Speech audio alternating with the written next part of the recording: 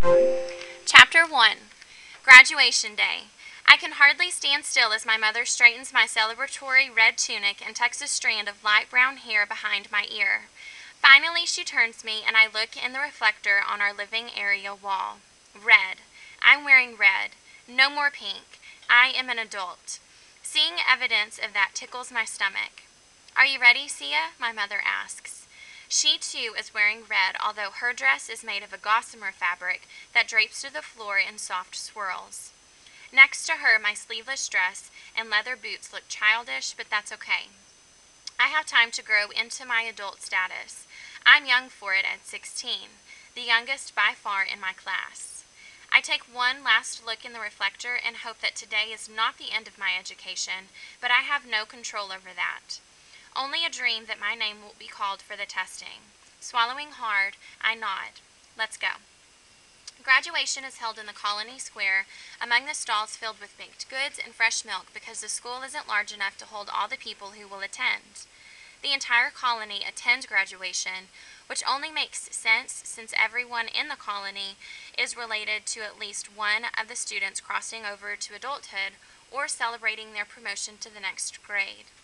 This year is the largest graduating class the Five Lakes Colony has had. 8 boys, 6 girls. A clear sign that the colony is thriving. My father and 4 brothers, all dressed in ceremonial adult purple, are waiting for us outside our dwelling.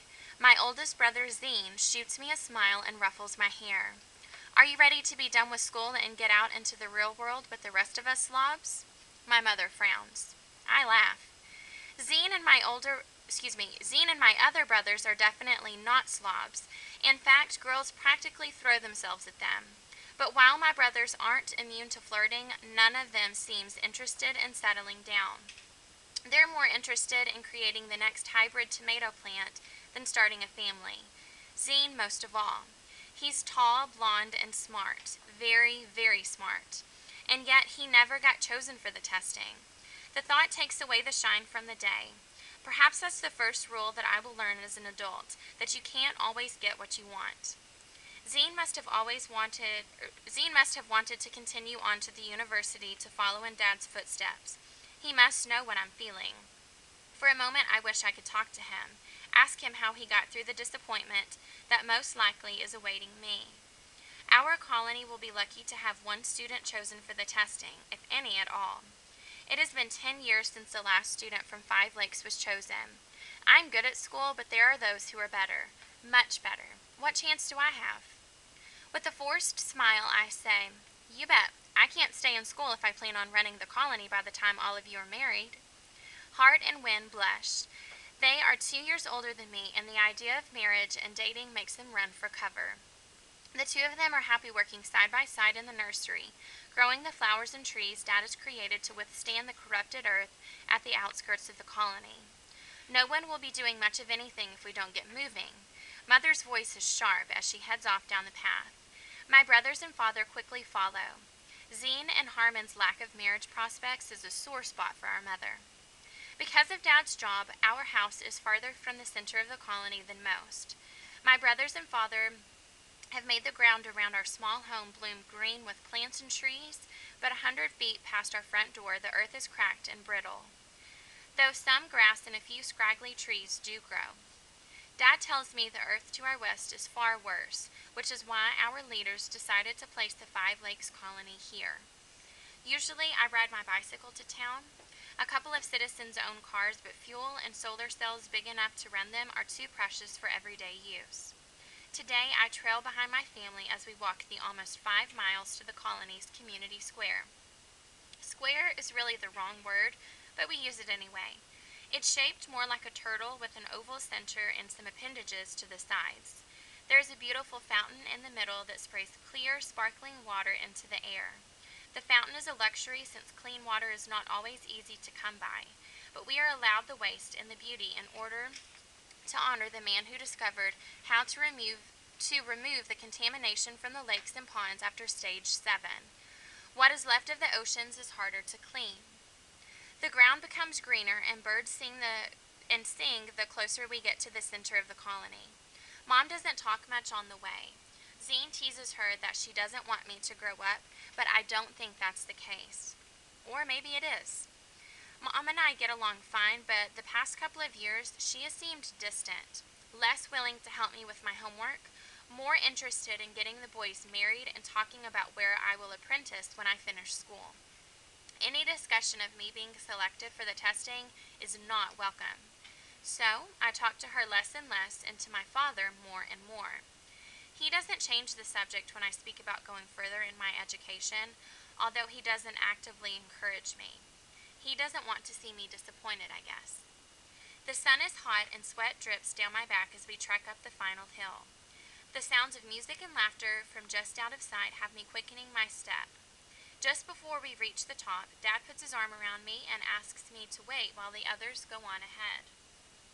The excitement over the hill pulls at me, but I stay put and ask, "Is something wrong?" His eyes are filled with shadows, even though his smile is bright. "Nothing is wrong," he says. "I just wanted a moment with my little girl before things get too crazy.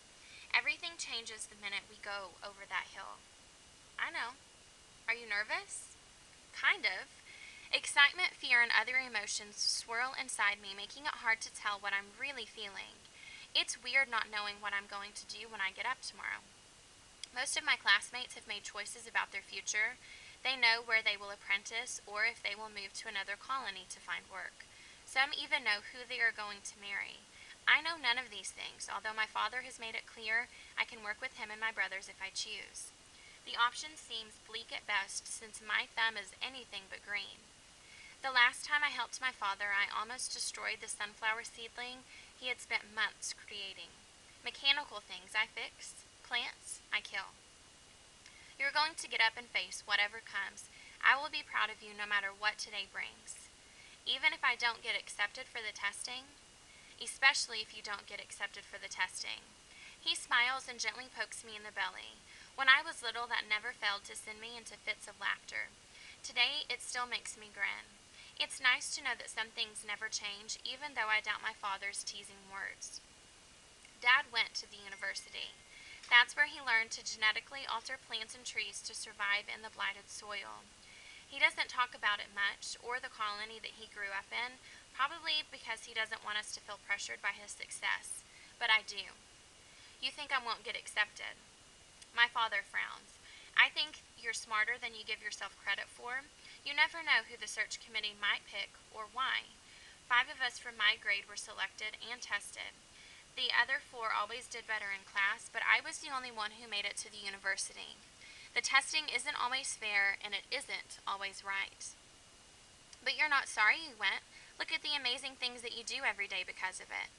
The trees next to us are filled with blooms, promising apples in the months to come. Bushes of wild blackberries grow next to daisies and other flowers I never learned the names of, but know Dad was a part of creating. When I was small, these things didn't exist, at least not the healthy versions dotting the hills today.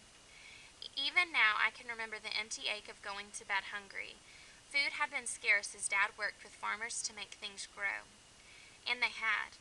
In Five Lakes Colony, we are careful not to waste, but hunger is no longer our primary concern. My father is the reason why.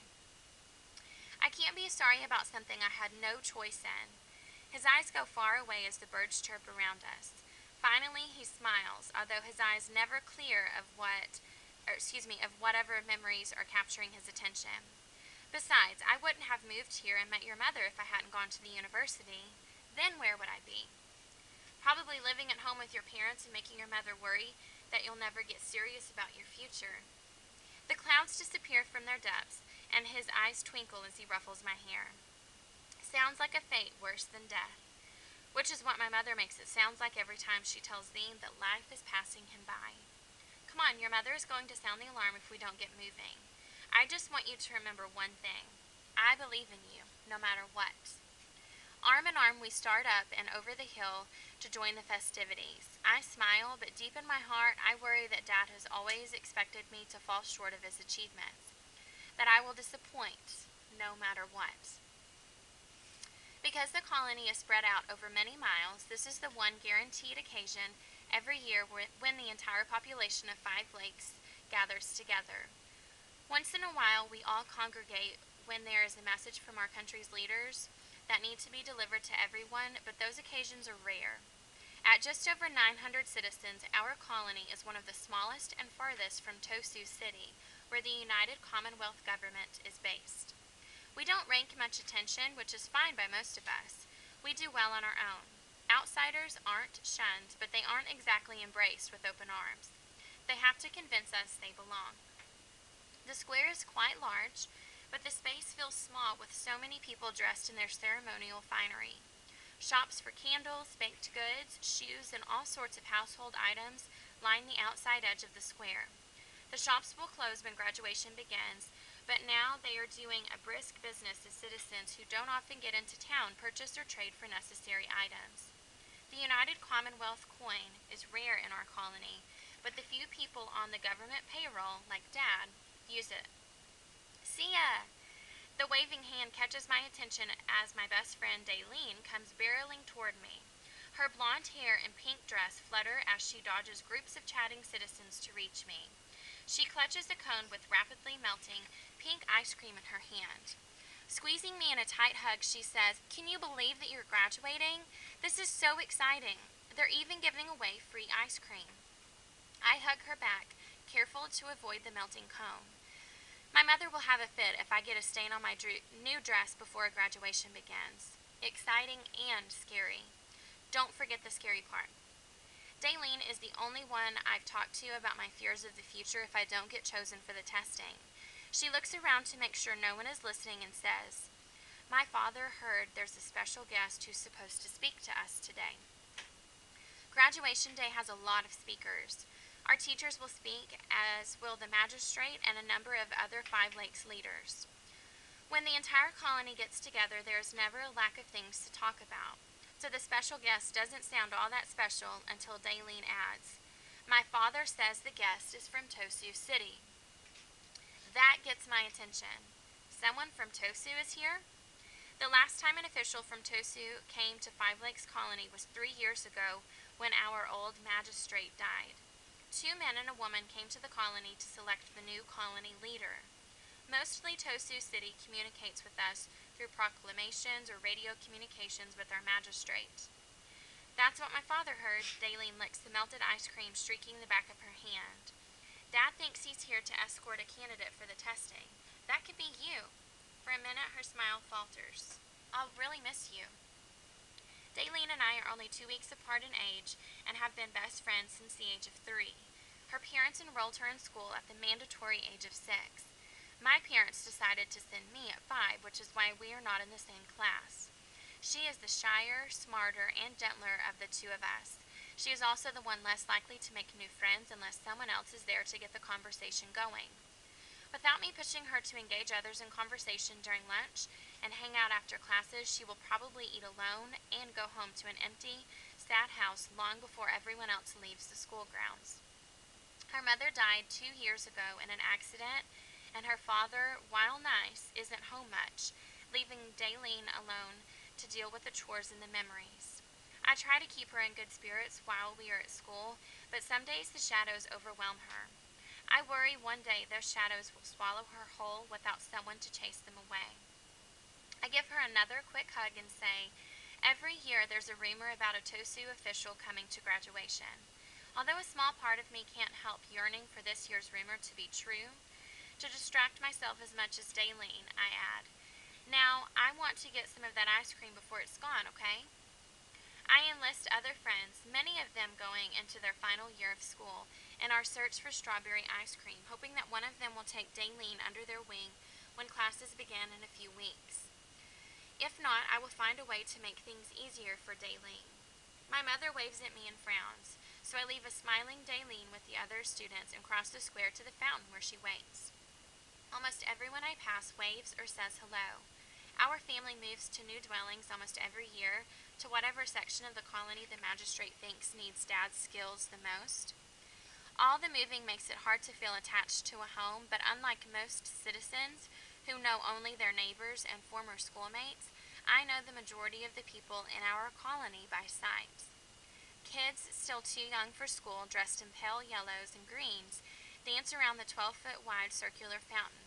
occasionally splashing each other with the water. But they avoid the area where my mother is seated. Her expression says that getting her wet will bring a scolding, something I'm probably going to get no matter what. My mother studies me. Your hair is a mess. What have you been doing? My hair is always a mess because between the curls and the frizz. I've suggested cutting it short, but my mother insists that long, cascading hair is a necessary asset for an unmarried young woman. If my hair came even close to cascading, I might agree with her. The sound of drums and trumpets compels my mother to stop her assault on my hair. My insides do a flip, then another. It is time to take my place among the students. Graduation is about to begin. My father and brothers appear out of the crowd and give me hugs before I head to the raised platform where my fellow graduates and I are expected to stand throughout the ceremony. It is often said that getting through 11 years of school is easier than standing through the 2 or more hours it takes to leave it. I am hoping whoever said that was just joking. We line up as directed across the back of the stage, boys in back, girls in front, which I am thankful for because otherwise I wouldn't be able to see anything. My brothers inherited my mother's and father's height, whereas I am a throwback to another generation. At 5 feet 2 inches, I am the shortest girl in my class. Miss Jorgen, our teacher, fusses with our positioning and reminds us at least a dozen times to smile, stand straight, and pay attention. This is her first graduation day in Five Lakes Colony, so she is no doubt nervous. Once she is happy with our arrangement on the stage, she takes her place in the middle of the platform, and the trumpets and drums sound again. Magistrate Owens appears in the doorway of her house, the only 3-story structure on the square, and walks stiffly through the crowd. She is a robust, gray-haired woman with deep lines on her face. Her red dress is a darker color than most, more of a rust tone. The minute she reaches the podium at the front of the stage, she leans into the microphone that is set to amplify her voice across the square and announces, "Happy Graduation Day." We all say the words back to her and several citizens applaud. Magistrate Owens waits for the square to grow quiet again before saying, "Graduation Day is an exciting time for us all, but especially for the students behind me. After today, there will become a very welcome addition to our colony's workforce. 25 years ago, the United Commonwealth Government decided to send 150 men, women, and children to this area. They created Five Lakes Colony in the hopes that our hard work could make the scarred earth that was once rich with farmland and forests thrive. The 5 lakes that we are named after were once called the Great Lakes. With the aid of our citizens, we are helping restore them to their original name. We have needed every member of our community to make this happen. Graduation Day adds 14 of you to our cause, and for that we are fortunate. Each step we take forward creates the need for more hands to help cultivate progress. Trust me when I say we can never have enough hands. I know many of you have not yet decided what careers you will embark upon, but all of us are grateful for whatever work you will do here in the years to come." The crowd applauds. My heart swoops with nerves and excitement as Magistrate Owens announces, "Let the Graduation Day Parade begin." I bite my lip to keep it from trembling as the trumpets and drums take up a marching melody. My eyes blur with unshed tears, blinding me for a moment to the entrance of my soon-to-be former schoolmates. Every year, the students from the school parade into the square, one class at a time, to great applause. Each class makes a banner that 2 students carry at the front to announce what lessons were learned this year. After the ceremony, the banners will be displayed in the square and the favorite one will be voted on. There is often friendly betting among the adults as to which class will win. For the first time, I am not among those parading, and it hits me that I never will be again. The youngest class leads the parade, followed by the next oldest, and so on. They march around the fountain to the beat of the drums and over to an area left of the stage that is roped off for them. When all 10 classes are standing near the stage, Magistrate Owens talks about the new train system that has been developed between Tosu City and 10 of the other colonies, and the plans to continue construction until all colonies are reachable by rail. From my place on the stage, I can see the crowd's excitement at the news. When she is done relating news from the United Commonwealth, Magistrate Owens invites the citizens in charge of water, power, agriculture, and other revitalization projects to make announcements. These take more than an hour and range from reminders about proper water usage to requests for volunteers to help build dwellings for newly married couples. Even my father makes an announcement about a new, hardier breed of potato that his team developed. I blink and try not to show my surprise. Not at the new potato. That I knew about. The old strain of potato had a half-inch hard skin that turned black when exposed to air. Something to do with whatever genetic enhancement Dad gave it to survive in the blighted soil in the first place. For the most part, no one cared about the black skin. Once you cut away the outside, the potato was safe to eat. But Zine decided to try his hand at a new version and succeeded brilliantly. So no, it is not the potatoes that have caught me off guard, but the words Dad uses to announce them. Last week, he told us that Zine was going to get full credit for this project, but he doesn't. Zine's name is never mentioned. I crane my neck trying to see Zine in the crowd. Does he look disappointed? This was supposed to be a moment of triumph for him. Is he as confused as I am? I find him leaning against a tree in the middle of the applauding crowd. Several people are slapping him on the back because he is a member of Dad's team, but his smile doesn't fool me. The set of his jaw and the narrowing of his eyes tell me better than words that he has felt the slight. Dad leaves the stage to more applause and our teacher takes his place. My stomach clenches and my breathing quickens. This is it. I am about to graduate. Mrs. Jorgen smiles back at us. Then she says into the microphone, I am very proud to read the roster of graduates who today pass from their studies into adulthood. One by one, she announces the names of our graduating classes. One by one, my classmates walk to the center of the stage, shake Magistrate Owen's hand, and then take their place back in line. The names are read in alphabetical order, so mine isn't called until the end. Malencia Vale. My legs are unsteady from nerves and stiff from standing. I walk over to the podium and shake both Mrs. Jorgen's and the magistrate's hands while the crowd applauds. Daylene's cheers can be heard above all others, and her smile makes me respond with one of my own. My heart soars. I am officially an adult. I did it. Still grinning, I return to my place with my class as Magistrate Owens takes the podium. The crowd goes silent. A ripple of anticipation makes my stomach churn. My hands clench and unclench in anticipation. If any students have been selected for the testing, this is when it will be announced. I crane my neck, trying to spot an unknown face in the crowd, the rumored Tosu City official. Only there is no Tosu City official. Magistrate Owens gives us all a big smile and says, Congratulations to all of this year's students, and especially to our graduates. I can't wait to see what your future holds. The crowd cheers again, and my lips curl into an automatic smile, even as disappointment and tears lodge in my throat. I have been preparing for this day for years, and now it is over, as are my dreams for the future. No matter how hard I worked, I wasn't good enough to be chosen for the testing. As I leave the stage and am given hugs of congratulations by my friends, I can only wonder, what will I do now?